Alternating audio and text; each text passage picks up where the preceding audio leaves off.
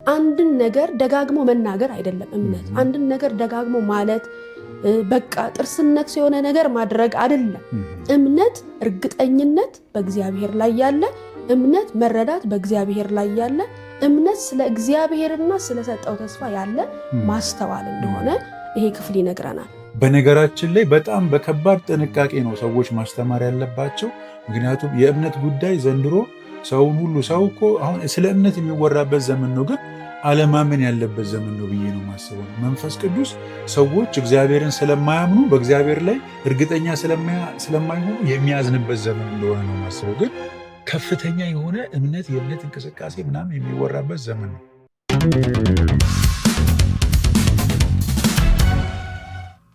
ሰላም ሰላም፣ እጅግ የተወደዳችሁ የተስፋ ድምፅ መርሃ ግብር ተከታታዮች እንደምናላችሁ። የጌታችን የኢየሱስ ክርስቶስ ሰላምና ጸጋ በያላችሁበት ይድረሳችሁ። የተከበራችሁ አድማጮቻችን፣ ዛሬም እንደገና የእግዚአብሔርን ቃል የእግዚአብሔርን መልእክት ይዘን ወደ እናንተ መጥተናል። ዛሬም የእግዚአብሔርን ቃል የምታካፍለን እህታችን ሰብሊ አክሊሉ ነች። ከዚህ በፊት በምታካፍለው መልእክቶቿ እንደተባረካችሁበት ነግራችሁናል። ክብር ለእግዚአብሔር ይሁን። ወደ መልእክቱ እንገባለን። እህታችን ሰብሊ እንኳን ደህና መጣሽ።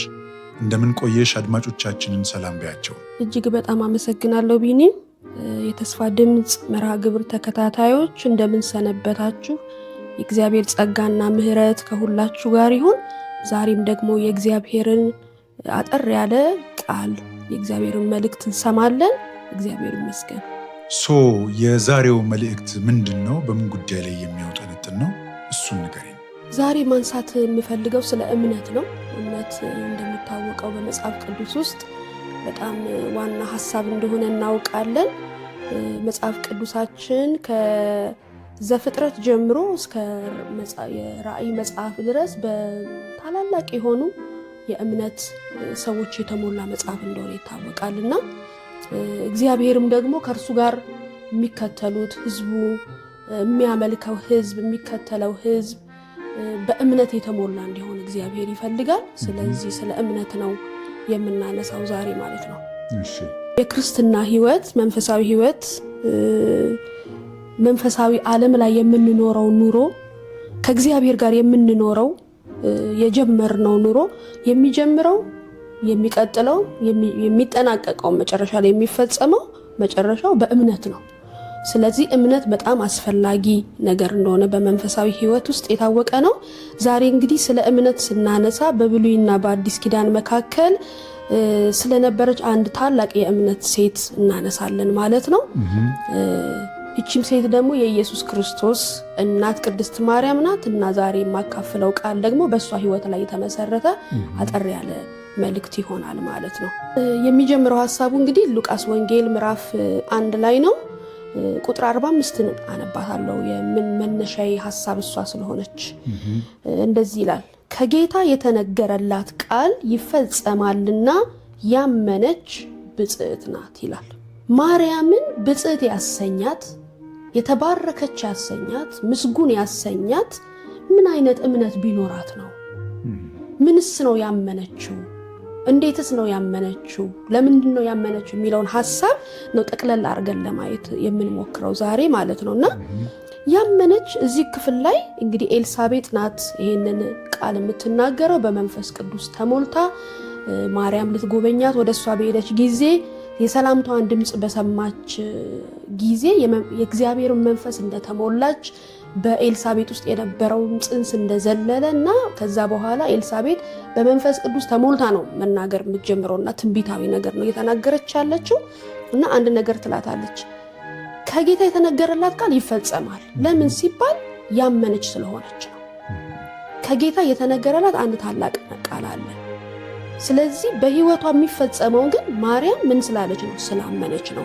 ምንድነው ማርያም ያመነችው? የመጀመሪያ የምናየው አንደኛው ሐሳብ እሱ ነው። የመጀመሪያ ምንድነው እስቲ ማርያም ያመነችው? ለምንድነው ይሄ እምነት ብፁዕ ያሰኛት፣ ይሄ እምነት ምስጉን ያሰኛት፣ የተባረከች ያሰኛት ለምንድነው ብለን ስንል እዚሁ ሉቃስ ምዕራፍ 1 ቁጥር 30 ጀምሮ ያለችዋን አጠራርጌ ያነባታለሁ። መልአኩም እንዲህ አላት ይላል፣ ማርያም ሆይ በእግዚአብሔር ፊት ጸጋ አግኝተሻልና አትፍሪ። እነሆም ትጸንሻለሽ፣ ወንድ ልጅም ትወልጃለሽ፣ ስሙንም ኢየሱስ ትይዋለሽ። እርሱ ታላቅ ይሆናል፣ የልዑል ልጅም ይባላል። ጌታ አምላክም የአባቱን የዳዊትን ዙፋን ይሰጠዋል፣ በያዕቆብም ቤት ላይ ይነግሳል፣ ለዘላለም ይነግሳል፣ ለመንግስቱ መጨረሻ የለውም። ማርያምም መልአኩን ወንድ ስለማላውቅ ይህ እንዴት ይሆናል አለችው። መልአኩም መልሶ እንዲህ አላት፣ መንፈስ ቅዱስ በአንቺ ላይ ይመጣል፣ የልዑልም ኃይል ይጸልልልሻል። ስለዚህ ደግሞ ከአንቺ የሚወለደው ቅዱሱ የእግዚአብሔር ልጅ ይባላል ብሎ ይነግራታል። እንግዲህ በመጽሐፍ ቅዱስ ታሪክ ውስጥ ይሄ ታሪክ በጣም ትልቅ ስፍራ ያለው ታሪክ ነው። መጽሐፍ ቅዱስ የተጻፈበትም ዓላማም ነው የሰው ልጆች የመዳን መንገድ የመጣበት ስለሆነ ማለት ነው።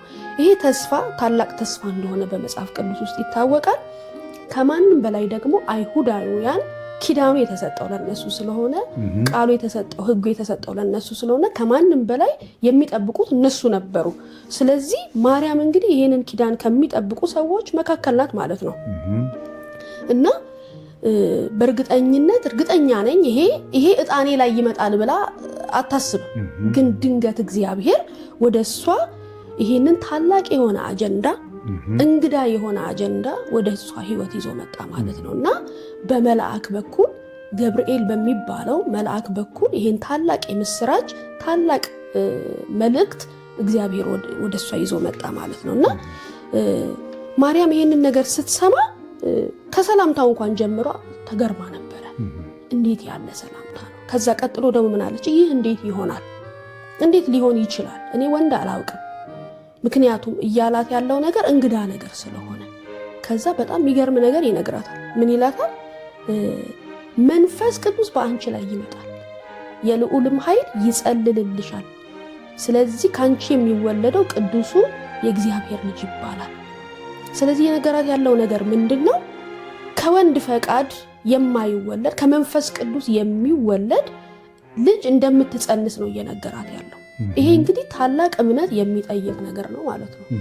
ለምን ሲባል ከዚህ በፊት በተፈጥሮ ሕግ ውስጥ ያልሆነ በሰው ታሪክ ውስጥ ያልሆነ ከዛም በፊት አልሆነም፣ ከዛም በኋላ አልሆነም፣ ወደፊትም አይሆንም እና አንዳንድ ጊዜ የሆነ ነገር እንድናምን ከፊታችን አንድ ሰው ምሳሌ የሚሆን ሰው ቢኖር አንዳንድ ያስፈልጋል አይደለ? በቃ ይቀለናል ማለት ነው። ይቀላል። ልክ ነው። በቃ በእነሱም ሆኗል፣ በእኔ የማይሆንበት ምክንያት ምንድን ነው እንላለን። የማርያም ግን የምንመለከተው በቃ ምንም ኤግዛምፕል ምንም አይኗን ጨፍና ብታስብ ይሆናል ብላ የማታስበው ነገር ነው ወደ ህይወቷ ይሆናል። በፍጹም በጣም ከባድ የሆነ ነገር ነው እግዚአብሔር ወደሷ ይዞ የመጣውና በጣም የሚገርመው ነገር ግን መንፈስ ቅዱስ ባንቺ ላይ ይመጣል፣ እሱ ይጸልላል፣ እሱ ነው ይሄ የማይቻለውን ነገር እንዲቻል የሚያደርገው የእግዚአብሔር መንፈስ ባንቺ ላይ ይመጣል ብሎ ሲላት ቁጥር 38 ላይ ምን ትላለች? እንደውም እሱ ምን ይላታል? ለእግዚአብሔር የሚሳነው ነገር የለምና ብሎ ይነግራታል። እንደውም ዘመድሽ ኤልሳቤጥ ራሱ መካን ትባል ለነበረችው ላረጀችውና መውለድ ለማትችለው አሁን 6ኛ ወርዋ ነው ብሎ ካላት በኋላ ለእግዚአብሔር የሚሳነው ነገር የለም ሲላት አንድ ሴንቴንስ ነው የምትናገረው። ከዛ በኋላ እነሆኝ የጌታ ባሪያ እንደ ቃልህ ይሁንልኝ ብላ አዘጋች ማለት ነው። ተቀበለችው። በጣም የሚገርም እምነት ነው ይሄ ማለት። የተፈጥሮ ሕግ ያልሆነ ነገር ነው ይሄ። በተፈጥሮ ራሱ እግዚአብሔር በፈጠረው ፍጥረት ውስጥ ልጅ የሚመጣው እግዚአብሔር ብዙ ተባዙ ምድርንም ሙሉ ካለበት ጊዜ ጀምሮ ሰዎች ሴትና ወንድ በሚኖራቸው የግብረ ስጋ ግንኙነት ነው ልጅ የሚፈጠረው። ይሄ የታወቀ ነገር ነው፣ በፍጥረት የታወቀ ነገር ነው። እዚህ ጋር ግን እየነገራት ያለው እግዚአብሔር እንግዳ የሆነ ነገር ነው። አንደኛ ማለት ነው በዚህ ነጥብ ውስጥ። ከዛ ደግሞ በሳይንስ እንኳን ምንም ተቀባይነት የሌለው ነገር ነው እንደምታውቀው። እንደገና ከዛም በፊት የሆነ ነገር አይደለም። ነገር ግን ማርያም ምን አደረገች? አመነች። ስለዚህ ምን ተባለች? ብጽዕት ተባለች። ይሄንን ነገር በማመኗ የማይቻለው ነገር በህይወቷ እንዲሆን በር ከፈተች። በተፈጥሮ ሕግ የማይሆን ነገር እንዲሆን እድል ለእግዚአብሔር ሰጠች ማለት ነው። ታላቅ ሴት፣ ታላቅ የእምነት ሴት እንደሆነች በዚህ እናያለን ማለት ነው። እግዚአብሔር የተመሰገነ። ሁለተኛ ማንሳት የሚፈልገው በዚህ ክፍል ውስጥ ምንድነው ያመነችው ደግሞ ስንል እንደገና ከጌታ የተነገረላትን ነገር ነው ያመነችው ማርያም። እዚሁ ኤልሳቤጥ ስትናገር ከጌታ የተነገረላትን ቃል ይፈጸማልና ነው የምትለው። ይሄ በጣም እንዲሰመርበት የምፈልገው ሐሳብ ነው። ለምንድነው ስንል አሁን እምነት እየተመሰረተ ያለው በእኛ ዘመን በተለይ ሰዎች በሚናገሩት ቃል ላይ፣ ሰዎች በሚያወጡት ቃል ላይ፣ ሰዎች ምኞታቸውን ኮንፌስ በማድረግ ላይ ነው እምነት እየተመሰረተ ያለው። ምኞታቸውን፣ ሐሳባቸውን በቃ እንዲሆንላቸው የሚፈልጉትን ነገር ነው እሱን ነገር እንዲናገሩ እና ያንን ነገር እግዚአብሔር እንዲያስፈጽምላቸው የሚፈልጉት። ልክ ነሽ፣ ቀጥይ። እና ምንድነው እምነት መመስረት ያለበት መጀመሪያ በተናጋሪው በእግዚአብሔር ላይ መሆን አለበት። እግዚአብሔር ላይ ተናጋሪው ማን ነው? እሷ ማን የተናገረው ነው ያመነችው ሲባል ከጌታ የሰማችው ነገር ላይ ነው እምነቷ የተመሰረተው። አንድ ሰው አገልጋይ ነኝ ያለ ሰው የሆነ ሰው ያወጣባትን ቃል አይደለም። አሁን በእኛ ዘመን አንድ እየተለመደ ያለ ነገር አለ። ቃል አውጭብኝ፣ ቃል አውጣብኝ፣ ቃል አወጣብሻለሁ፣ ቃል አወጣብሃለሁ፣ ኢቭን ማስፈራሪያ እየሆነ ሁሉ መጥቷል አሁን አይደለ የሰዎች ቃልና። ነገር ግን መጽሐፍ ቅዱስ እንደዚህ አያስተምረንም የትም ቦታ ላይ ማለት ነው። እግዚአብሔር የተናገረውን ነገር ነው የሚፈጽመው እንጂ ማንም የተናገረውን ነገር እግዚአብሔር ሲፈጽም አይተናናቅም። እንደ ፈቃዱ እሱ ምናልባት ፈቃዱ የሆነውን ነገር ያ ሰው በመንፈስ ቅዱስ ተደርቶ በመንፈስ ቅዱስ ተመርቶ ተናግሮት ካልሆነ በቀር ያ ሰው ስለተናገረ እግዚአብሔር የሰውን ቃል አይፈጽምም። ስለዚህ ሰዎች ምን ይሆናሉ? አሁን በእኛ ዘመን የሆነ ቃል ሰው ያወጣባቸዋል፣ የሆነ ቃል ይናገራሉ፣ ከዛ ያ ቃል አይፈጽምም። ከእግዚአብሔር ጋር ቅይማት ውስጥ ይገባሉ ሰዎች ማለት ነው። እግዚአብሔር ግን ተጠያቂ አይደለም በዛ። ሰው ምን ላይ ነው መመስረት ያለበት ስንል እግዚአብሔር የተናገረው የተስፋ ቃል ላይ ነው መመስረት ያለበት ነው የሚለው። ይህም ክፍል እኛን የሚያስረዳን ነገር እግዚአብሔር የተናገረው የተስፋ ቃል ላይ፣ ማርያም የተመሰረተችው እግዚአብሔር የነገራት የተስፋ ቃል ላይ ነው። ለእግዚአብሔር የሚሳነው ነገር የለም ብሏት ነው የሄደው። ያደርገዋል እግዚአብሔር። ኦኬ አለች እሷ። በቃ እነሆኝ አለች። የእግዚአብሔር ባሪያ፣ የጌታ ባሪያ እንደ ቃልህ ይሁንልኝ ብላ እምነቷ እዛ ላይ ተመሰረተ ማለት ነው። እና ዛሬም አንደኛ እግዚአብሔር የማይሆን የሆነ ነገር ሊሆን የማይችል ነገር ከኛ ስታተስ ጋር የማይሄድ ከኛ የእውቀት ደረጃ ጋር የማይሄድ ከኛ እድሜ ጋር የማይሄድ ከኛ የትምህርት ችሎታ ጋር የማይሄድ ከኛ የትኛውም የህይወት ስታተስ ለምሳሌ የገንዘብ፣ የዘር፣ የቋንቋ የትኛውም ነገር ጋር የማይሄድ ነገር በህይወታችን ላይ ማድረግ ዛሬም ይችላል እግዚአብሔር። ልክ በማርያም ህይወት እንደሆነ ማለት ነው። እንደገና እግዚአብሔር ምንድነው የሚያደርገው ግን ስንል ራሱ የተናገረውን ነገር ነው እግዚአብሔር የሚያደርገው። ዘፍጥረት ምዕራፍ 31 ቁጥር 1 ላይ እግዚአብሔርም እንደተናገረ ሳራን አሰበ ይላል መጽሐፍ ቅዱስ። እንደተናገረ ለሳራ አደረገላት። ምን እንዳለ እንደተናገረ ነው ያደረገው እግዚአብሔር። አደርጋለሁ ብሎ ነበረ፣ ተስፋ ቃል ሰጥቷቸው ነበረ። የተናገረውን ቃል ፈጸመ እንጂ እነሱ ያሉትን ነገር አይደለም የፈጸመው እግዚአብሔር። በጣም ይሄ አስፈላጊ ነገር ነው ማለት ነውና እምነት እቺን ቃል ባነባት ደስ ይለኛል። እምነት ዕብራውያን ምዕራፍ 11 ከቁጥር 1 እስከ 3 ያለችዋን ቃል እንዲህ ይላል። እምነት ተስፋ ስለምናረገው ነገር የሚያስረግጥ የማናየውንም ነገር የሚያስረዳ ነው። ለሽማግሌዎች የተመሰከረላቸው በዚህ ነውና ዓለሞች በእግዚአብሔር ቃል እንደተዘጋጁ ስለዚህም የሚታየው ነገር ከሚታዩት እንዳልሆነ በእምነት እናስተውላለን ይላል። ለምንድነው እቺን ክፍል ያነሳኋት? ምናልባት ዛሬ ለመጀመሪያ ጊዜ ስለ እምነት እየሰማ ያለ ሰው ቢኖር እምነት ምንድነው ብሎ ሊጠይቅ ይችላል። እንዴት ነው እግዚአብሔርን ማመን ያለብኝ? እንዴት ነው እምነት ምን ማለት ነው ቢል የሚል ጥያቄ ቢነሳ መጽሐፍ ቅዱስ ራሱ መልስ አለው ለዚህ። ምን ይላል? እምነት ተስፋ ስለምናረገው ነገር የሚያስረግጥ ነው ይላል። ተስፋ አለ። ከየት የመጣ? ከእግዚአብሔር ዘንድ የተሰጠ ተስፋ አለ። ተስፋን መስጠት የሚችል እግዚአብሔር ብቻ ነው እንደምናውቀው። እውነተኛ ተስፋ ያለውም እሱ ነው። እውነተኛ ተስፋ ያለውም እግዚአብሔር ነው። ያንን ተስፋ ምን ያደርጋል? እምነት እርግጠኛ እንድንሆን ያደርገናል። ስለዚህ እምነት እርግጠኝነት ያለበት ነገር ነው። ሁለተኛ እምነት የማናየውን ነገር የሚያስረዳ ነው ይለናል። እንደገና አንደርስታንዲንግ ነው እምነት፣ መረዳት ነው እምነት።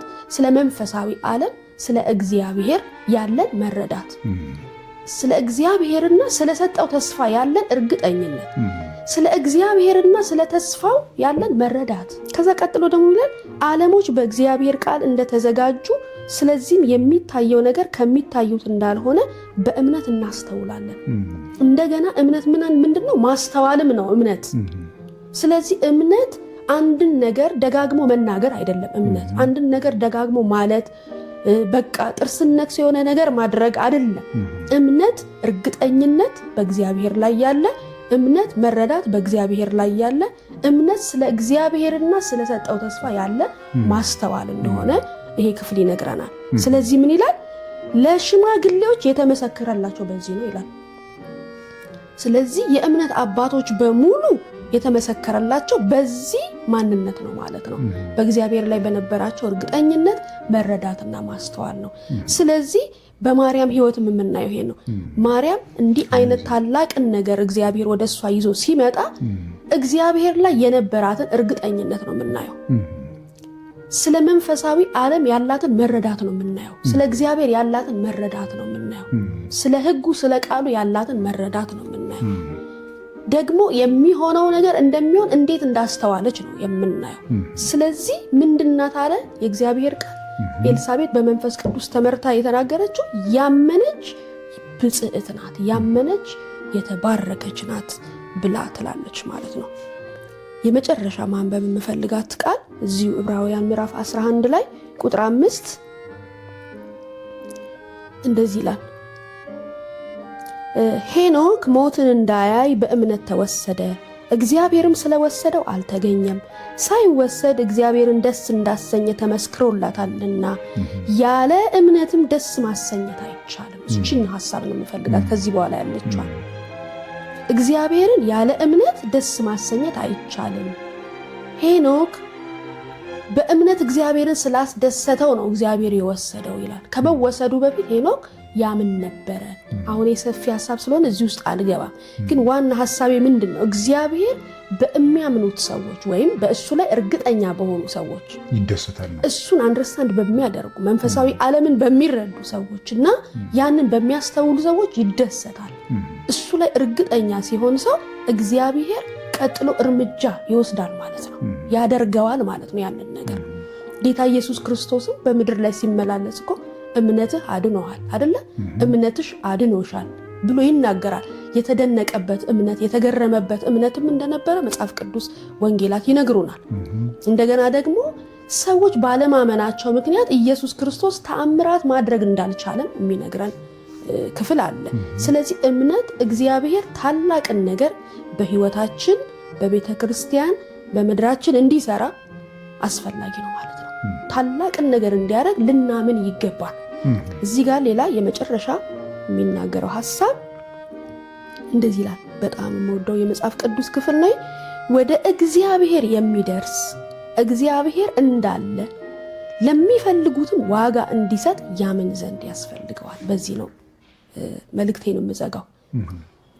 ወደ እግዚአብሔር የሚደርስ ሰው ዛሬም የእምነት አባቶች፣ የእምነት እናቶች፣ የኢየሱስ ክርስቶስ እናት ማርያም ወደ እግዚአብሔር ሲደርሱ እንደነበራቸው ማለት ነው። ሲደርስ ምን ሊሆን ይገባዋል ሲል እግዚአብሔር የመጀመሪያ እግዚአብሔር እንዳለ ያምን ዘንድ ይገባዋል። እግዚአብሔር ዛሬም ሕያው እንደሆነ፣ እግዚአብሔር የትላንትና አምላክ ብቻ እንዳልሆነ፣ ዛሬም የሚሰራ አምላክ እንደሆነ፣ እግዚአብሔር ድሮ ተብሎ የሚተረክ ታሪክ የሰራ ብቻ አምላክ አይደለም። ቁጭ ብለን ማለት እግዚአብሔር በአባቶቻችን የሰራውን በእናቶቻችን የሰራውን በእምነት ሰራዊቶች የሰራውን ነገር እየቀለጥን የምንሰብከው አምላክ ብቻ ሳይሆን በእኛም ሕይወት ዛሬ ታላቅንና ኃይለኛን ነገር ማድረግ የሚችል አምላክ እንዳለን ልናቅ ይገባል ማለት ነው። ቅዱሳን በዚህ ልባቸውን እንዲያበረቱ፣ ክርስቲያኖች በዚህ ልባቸውን እንዲያበረቱ፣ በክርስቶስ ኢየሱስ ያላመኑ እንኳን ሰዎች ቢኖሩ ዛሬ በክርስቶስ ኢየሱስ እንዲያምኑ እሱ የዘላለም ሕይወት እንደሚሰጥ እንዲያምኑ እግዚአብሔር ሕያው እንደሆነ ቃሉ ሕያው እንደሆነ ኢየሱስ ክርስቶስ ሕያው እንደሆነ እንዲያምኑ ዛሬ ማሳሰብ እፈልጋለሁ። ሌላው ምን ይላል? ለሚፈልጉት ደግሞ ብድራትን ወይም ዋጋን እንዲሰጥ ያምን ዘንድ ያስፈልገዋል። ስለዚህ እግዚአብሔር ለሚፈልጉት ምን አለው ማለት ነው? ብድራት አለው። ለሚፈልጉት ዋጋ አለው። በማርያም ሕይወት እንዳደረገው ብድራትን ይዞ ወደ ሕይወቷ እንደመጣ ብዙዎች ሲጠብቁት የነበረው ብዙዎች ተስፋ ሲያደርጉት የነበረውን ነገር በሕይወቷ እግዚአብሔር እንደፈጸመው እግዚአብሔር ለሚያምኑት ዛሬም ማለት ነው ድንቅን ማድረግ፣ ተአምራትን ማድረግ፣ ታላላቅን ነገር ማድረግ ይችላል እግዚአብሔር። ስለዚህ ቅዱሳን ልባቸውን እንዲያነሱ ልባቸውን ወደ እግዚአብሔር እንደገና ቀና እንዲያደርጉ የተናገረላቸውን የተስፋ ቃል እንደገና እንዲያስቡ ምናልባት የተዉት ይሄ ከኔ ጋር እንኳን አይሄድም። ምክንያቱም እግዚአብሔር ከኛ ጋር የሚሄድ ነገር አይናገርም። አንዳንዴ ከእኛን ያለፈ ነገር ነው ይዞ የሚመጣው። ከኛ እድሜ፣ ከኛ ዕውቀት፣ ከኛ ዘር፣ ከኛ የገንዘብ አቅም፣ ከኛ ስታተስ ጋር የሚሄድ ነገር አይደለም። እግዚአብሔር ራሱን ታምኖ በራሱ ልክ የሚሰራ አምላክ ነው። ስለዚህ እንዲህ አይነት ነገር ይዞ መጥቶ ይሄ ነገር ከኔ ጋር አይሄድም፣ ይሄ ነገር እንዴት ሊሆን ይችላል በእኔ ሕይወት ብለው የሚሉ ሰዎች ካሉ እምነታቸውን ዛሬ ከፍ እንዲያደርጉ ፈልጋለሁ። በእግዚአብሔር ላይ እርግጠኛ እንዲሆኑ ዛሬም እግዚአብሔር እንደሚሰራ፣ እንደሚችል፣ እንደሚያደርግ እንዲያስቡ፣ እንዲያምኑ ማሳሰብ፣ ማንቃት እፈልጋለሁ። የዛሬው መልእክት ይሄን ይመስላል። ስላዳመጣችሁን በጣም አመሰግናለሁ። በዚህ መልእክት ዙሪያ የሚሰማቸው ነገር ካለ ኮመንት እንዲያደርጉልን አድማጮቻችንን በዚሁ አጋጣሚ መልእክት አስተላልፋለሁ። ቴንኪዩ። በጣም ድንቅ መልእክት ነው። እኔ ልቤ የተነካበት ፖይንቶች አሉ። እነሱን እንደ ሰመሪም መመልከት ፈልጋለሁ። እምነታችን መመስረት ያለበት እግዚአብሔር በተናገረን ነገር ላይ ነው የሚለውን ፖይንት እንደ ቀላል የምንመለከተው ጉዳይ አይደለም። እምነት ራሱ እኔ እንደሚገባኝ እግዚአብሔር ለሚጠይቀን መንፈስ ቅዱስ ለሚጠይቀን ጥያቄ ምላሽ የምንሰጥበት መንገድ ነው። የጌታችን እናት ቅድስት ማርያም መልአኩ ወደ እሷ ይዞ የመጣውን ነገር የመለሰችበት መንገድ እምነት ይባላል። 4 ነጥብ። ሌላው ፖይንት ደግሞ ምንድነው? ስለ እምነት ትርጉም የሰጠሽባቸው የዕብራውያን 11 ክፍል ላይ ያለው ነገር በጣም ደስ የሚል ነው። በእውነት እርግጠኞች መሆን አለብን በእግዚአብሔር ላይ። በእውነት ዛሬ ማን እንደው በቃ በጣም ታማኝ የምንለውን ጓደኛችንን እኮ እናምናለን። እኔ እግዚአብሔር ያለ እምነት ደስ አይሰኝም ያልሽው ፓርት ከዚህ አኳያ ብናየው ደስ ይለናል። ተራ ጓደኞቻችንን እኮ እናምናለን። ዛሬ እናታችንን አባታችንን እናምናለን። ቸርች ውስጥ ያለ በቃ እንደው ቃሉን አያጥፍም እንደው በቃ የተናገረውን ያደርጋል የምናስበውን ሰው እናምናለን። እግዚአብሔር ምን ያህል እያዘነ እንደሆነ ነው በተቃራኒው እኔ የምመለከተው። ምክንያቱም ይህን ያህል እንኳን በእግዚአብሔር አንታመንማ። ምን ያህል እግዚአብሔር በእምነት ይደሰታል ማለት እኮ አለማመን ያሳዝነዋል ማለት ነው። እኛ ባናምነው ብናምነው እሱ ምንም የሚቀንሰው ክብሩ አይጎልበትም። ግን መንፈስ ቅዱስ በዚህ ያዝንብናል እና እግዚአብሔር የሚታመን አምላክ ነው። እንመነው። የጣልነውን ተስፋችንን ሁሉ እንደገና እናንሳው። ከኛ አቅም ጋር ከኛ ስታተስ ጋር የማይሄድ ነገር ቢሆን እንኳን እግዚአብሔር ያደርጋል። ስለዚህ ተስፋችንን በእግዚአብሔር ላይ አንቆርጥ፣ ተስፋ በእግዚአብሔር አንቆርጥ ያልሽው መልእክት ተመችቶኛል። ሌላኛው ነገር ግን የማናየውን ነገር የሚያስረዳ እምነት ያልሽው ነገር ይሄም በቀላሉ የሚታይ አይደለም። በነገራችን ላይ አስረጁ መንፈስ ቅዱስ ነው፣ ሌላ ሊሆን አይችልም። ምክንያቱም መንፈሳዊን ዓለም ሰዎች በተለያየ መንፈስ ይረዳሉና በእውቀት ይረዳሉ፣ በአጋንንት መንፈስ የመንፈሳዊ ዓለም መረዳት ሳይሆን በመንፈስ ቅዱስ መረዳት፣ የማናየውን ዓለም በመንፈስ ቅዱስ በቃሉ መረዳት አለበት ያልሽው ፖይንት በጣም ተመችቶኛል። ይሄ መረዳት ነው ለማርያምም እምነት እኮ ከምንም ነገር ተነስቶ አይሆንም። እንዲህ አይነት መረዳቶች በውስጣችን ሲኖሩ ነው እና አስተዋይ ነበረች ማርያም። እውነት ነው፣ ማስተዋል እምነት ውስጥ የሚለው ነገር ድንቅ መልእክት ነው። እግዚአብሔር ይባርክሽ። በጣም አመሰግናለሁ ሰብሊ አክሊሉ። የተወደዳችሁ አድማጮቻችን ከእህታችን ሰብለ ጋራ በነበረን ቆይታ እንደተባረካችሁ ተስፋ እናደርጋለን። መልእክቱ ለብዙዎች እንዲደርስ ሰብስክራይብ፣ ላይክ እና ሼር ማድረግን አትርሱ። በተመሳሳይ መርሃ ግብር እስከምንገናኝ ሰላም በያላችሁበት ይሁን። አሜን።